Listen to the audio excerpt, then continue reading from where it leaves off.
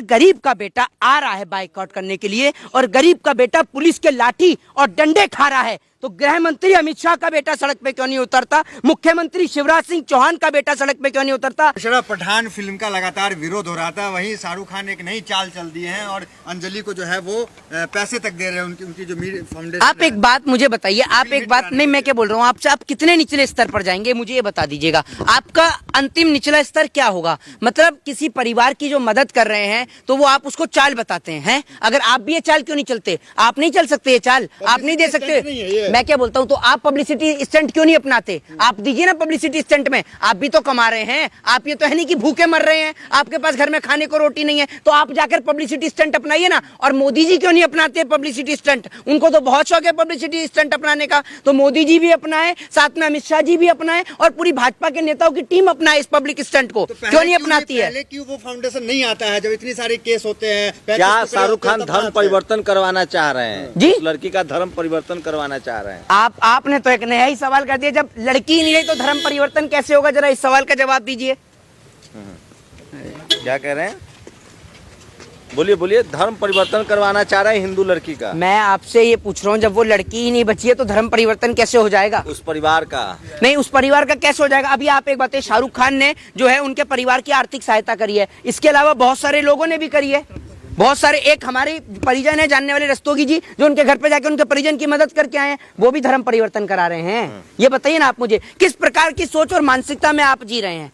या आप 22वीं सदी के भारत की तो सोच ये हो नहीं सकती है। ये सोच धर्म संस्कार संस्कृति का अपमान कर रहे हैं, दूसरी तरफ जो है डोनेशन दे रहे हैं, तो इसका मतलब क्या है कि शाहरुख खान को अब एक्टिंग से जो है पॉलिटिक्स में आना चाहिए? एक बात आप मुझे ये बताइए ना, धर्म संस्कृति का अपमान क्या कर दिया शाहरुख खान ने, ये बताइए। गाने में किसने? कौन से गाने में? आज अगर आप में, मैं पहली बात आपसे कहता हूँ, सुनिए, ये पीठ पीछे ना जो ये भौंकने वाली जो बातें हैं ये सब मत करा करिए। आप सामने आके सवाल करिए ना, पूरा देश भी तो आपका चेहरा देखे कि आप दिखने में कैसे हैं जो उटपटांग बातें करते हैं, क्योंकि ऐसी बातें तो अंधभक्त भी नहीं करते। शाहरुख खान की तरह लोकप्रियता नहीं चाहिए, सस्ती अच्छा, हाँ। अच्छा, आपको लोकप्रियता नहीं चाहिए है? तो आपको वैसे भी कोई नहीं जानना चाहता। आप जैसे लोग इस देश के अंदर दंगा और फसाद कराएं, आपको जान के पब्लिक करेगी क्या? करना क्या है आपको? हिंद के समर्थक है, वो इस्लामिक राष्ट्र चाहते हैं। ये किसने कह दिया अब आपको?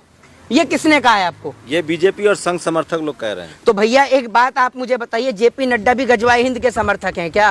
जेपी नड्डा काहे जा रहे हैं मजार पर चादर चढ़ाने के लिए? एक और तो वो कहते हैं कि हम हिंदुत्व की बात करेंगे, हिंदू राष्ट्र की बात करेंगे, और जेपी नड्डा वहाँ चादर भी चढ़ा रहे हैं। तो जेपी नड्डा भी गजवाए हिंद बनाना चाहते हैं? ये बताइए ना, आप बोलिए, बनाना चाहते हैं क्या? आप तो सोच, आप बता दीजिए। तो मोदी जी ने आपका इनका संपर्क ज्यादा नहीं, मैं क्या बोल रहा हूँ, इनका संपर्क बहुत ज्यादा है। आप बताइए, क्या जो जेपी नड्डा है वो गजवाए हिंद बनाना चाहते हैं? ये बताइए, शाहरुख खान हो या अरे अभी ये देखिए, इनसे सवाल का जवाब इनके पास लव जिहाद करते हैं क्या? तो एक बात आप मुझे ये तो बताइए, शाहनवाज हुसैन जो है, जो भारतीय जनता पार्टी का नेता है, उसने लव जिहाद किया या प्रेम किया है? ये बताइए, उसने क्या किया है? बताइए। लेकिन ये तो मानेंगे ना कि मुस्लिम समाज तैयार नहीं है कि उनकी घर की महिलाओं की शादी हिंदू परिवारों से हो। भाई आप एक बात मुझे ये बताइए ना, इन्होंने सवाल, मेरे एक भी सवाल का जवाब आप नहीं दे पा रहे हैं। अपना सवाल तो पूरा दाग देते हैं, लेकिन अभी इनसे पूछा कि जेपी नड्डा गजवाए हिंद बनाना चाहते हैं तो इनके मुंह पर बिल्कुल फेविकॉल लग गई, क्योंकि इन्हें डर है कि जेपी नड्डा की नजर अगर इनके पास चल गई तो पॉपुलैरिटी की इन्हें जरूरत नहीं है, ये सीधा जेल का रास्ता नप जाएगा इनका। आप मेरे सवाल का, फिर आप कानून पे, आप संबित पात्रा से प्रेरित हैं?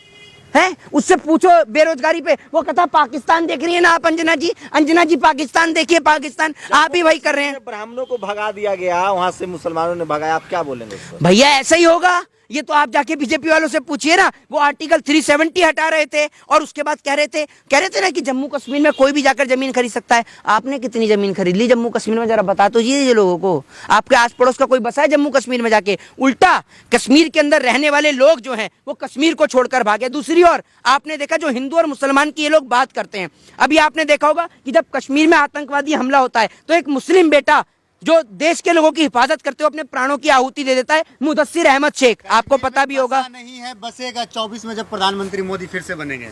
अभी नहीं है प्रधानमंत्री मोदी जी, अभी कौन है?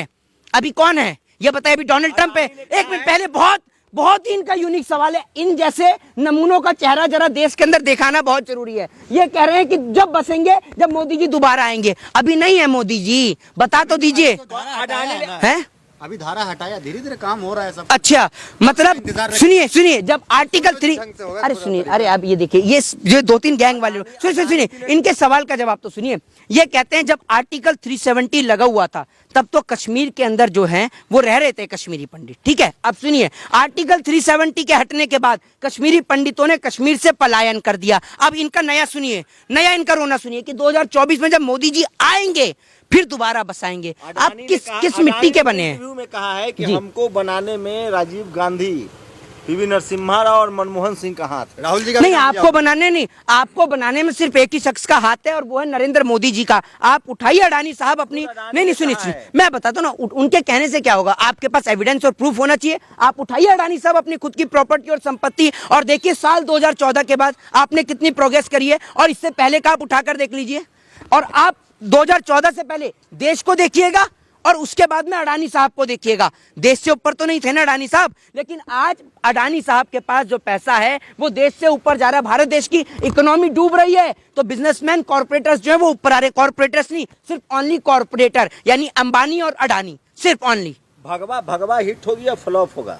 ये तो देखिए, ये सवाल का जवाब जो है, ये सवाल का जवाब आपको तो बीजेपी वाले देंगे क्योंकि वो तो सब जगह जा रहे हैं। मैं आपसे एक चीज पूछता हूँ, आपने पठान को लेकर बहुत सारे सवाल पूछे। भगवा तो हिट ही है, पठान फ्लॉप होगा। मेरी बात सुन लीजिए, आप भी चेहरा इधर दिखाइए ना। ये ऐसे नमूनों का चेहरा देखकर कम से कम दर्शकों को कुछ देखने को मिलता है। कार्टून देखना बंद कर दिया ना, आप लोग कार्टून से कम नहीं है। लेकिन ये क्या है, जमनी तहजीब वाले खड़े हैं सनातनियों के साथ। अच्छा। आपको खड़ा होना चाहिए अभी। गंगा जमुना तहजीब वाले हैं आप, हैं? तो एक बात आप मुझे बताइए, आपकी गंगा जमुना तहजीब उस टाइम कहां मर जाती है जब मोरबी का पुल गिरता है? तो आप मोरबी के पुल को गिरते हुए भी नहीं दिखाते और उसके बाद जो नीचे मुसलमान मदद कर रहे होते हैं उनको भी नहीं दिखाते। आपकी गंगा जमुना तहजीब मर जाती है या आपकी दलाली जो है वो आपकी जमीर जो है वो गवाह नहीं देता कि पैसे जो मिले हैं। प्रवक्ता करे जहाँ पुल गिरा बीजेपी था, के प्रवक्ता आप ही तो हैं, आप ही तो हैं बीजेपी के जहाँ प्रवक्ता। पुल गिरा था वहाँ पे आबादी क्या है? मुसलमानों की थी। क्या? सुनिए। आप क्या है?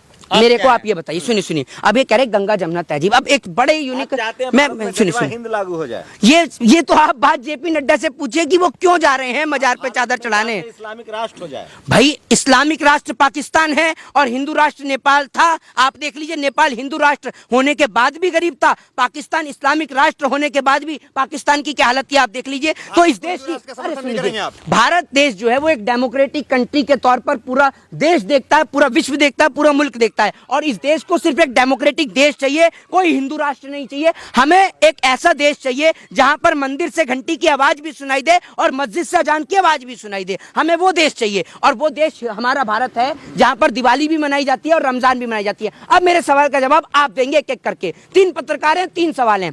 सबसे पहले आपसे पूछता हूं, देश के गृह मंत्री अमित शाह जी का इकलौता बेटा जय शाह, वो हिंदू है या नहीं है? हिंदू है। आप अभी आपके पास भी होंगे, 3 सवाल है। नजर में भारतीय हैं, भारतीय हैं वो, सच्चे भारतीय हैं। अरे मैं क्या बोलता हूँ, अमित शाह वैसे हिंदू है या नहीं है? हमारे नजर में भारतीय हैं। जैन है। नहीं, हिंदू है या नहीं है? जैन है ना, तो जैन में है ना। तो अब एक बात आप मुझे बताइए कि भैया अमित शाह जी के बेटे जय शाह को तकलीफ नहीं हो रही है जब भगवा का अपमान हो रहा है? तो जय शाह कहाँ प्रदर्शन कर रहा है? स्टेडियम में बैठ के प्रदर्शन कर रहा है। मैं नहीं जाऊंगा फिल्म देखने, कुछ भी हो जाए, है वहां प्रदर्शन कर रहा है। अब आप बताइए, मुझे बताइए, मुख्यमंत्री शिवराज सिंह चौहान जो हैं, जो कि वहां के मध्य प्रदेश के मुख्यमंत्री हैं, उनका बेटा जो कि अभी वकालत पढ़ के आया है, उनका बेटा हिंदू है या नहीं है? भारतीय है? भारतीय है। अरे तो भारतीय है, नजर में सभी भारतीय हैं, सभी धर्म के लोग भारतीय हैं। अरे भाई हम धर्म में नहीं बांटते। तो धर्म, एक मिनट सुनिए, ये धर्म में नहीं बांटते। अभी तो आप कह रहे थे कि एक धर्म को ठेस पहुंचे, फिर धर्म कहां से आया अगर सब भारतीय हैं तो? अगर सब, सुनिए, आप चाहते कि शिवराज सिंह चौहान अमित शाह का बेटा? मैं ये चाहता हूं कि अगर गरीब का बेटा आ रहा है बाइकआउट करने के लिए और गरीब का बेटा पुलिस के लाठी और डंडे खा रहा है, तो गृह मंत्री अमित शाह का बेटा सड़क पे क्यों नहीं उतरता? मुख्यमंत्री शिवराज सिंह चौहान का बेटा सड़क पे क्यों नहीं उतरता? रक्षा मंत्री जो हमारे राजनाथ सिंह है, उनका बेटा पंकज सिंह सड़क पर क्यों नहीं उतरता? या फिर मरने के लिए और हिंदू राष्ट्र के लिए और बाइकाट करने के लिए सिर्फ इस देश का गरीब, लाचार और मजदूर हिंदू ही जिंदा बैठा हुआ है, जिसको आप हिंदुओं का दर्जा भी नहीं देते। तो कुछ होगा, धर्म पहले बचाओ ना। अरे धर्म कहाँ चला गया, धर्म कहाँ गया? ये भाई इस बेचारे देखिए मैं आपको एक चीज बताता हूँ, आपको कोई मानसिक धर्म कहीं नहीं गया, लेकिन धर्म का जो है बार बार मजाक बनाया जाता है और अब बर्दाश्त नहीं किया जाएगा। ये 14 के बाद का वक्त है, न्यू इंडिया है। तो एक मिनट सुन। तो आप जो है, आप एक मिनट आप सुनिए, आप कल से कहाँ बाइकाट के लिए बैठे हुए हैं पर्चा लेकर? आप अपने परिवार के साथ जाएंगे? एक बात मुझे मैं मुस्लिम हूँ, आप कह रहे मेरी हैं बात मैं सुनिए, मेरी बात मुस्लिम हूँ, सुनिए, लेकिन जी। अगर हिंदुओं का अपमान होगा तो हम बर्दाश्त नहीं करेंगे, हम उसके खिलाफ आवाज उठाएंगे। अच्छा, तो जब हिंदुओं आप जैसे लोगों का हम विरोध करेंगे। सुन तो टीका नहीं लीजिए, लगाना सुन तो है। लीजिए, सुन तो लीजिए। जब अक्षय कुमार की फिल्म आई थी तो आप देखने गए थे या नहीं गए थे?